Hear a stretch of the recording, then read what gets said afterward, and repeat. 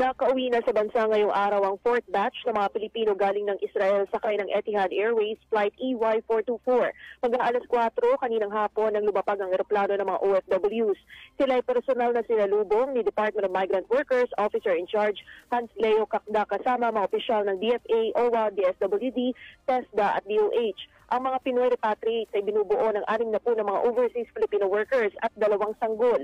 Sa mga OFWs, 32 ang hotel workers habang 28 naman ay caregivers.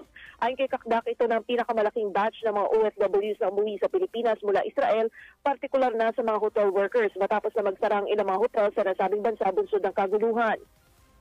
Sa ngayon ay nasa 119 na ang kabuang bilang ng mga OFWs na nakabalik na ng Pilipinas mula sa kaguluhan sa Israel at Gaza. Partikular na tulong naman na ipinagkaloob sa mga OFWs ay ayuda o pinansyal na tulong, health and wellness, trabaho, edukasyon at iba pa.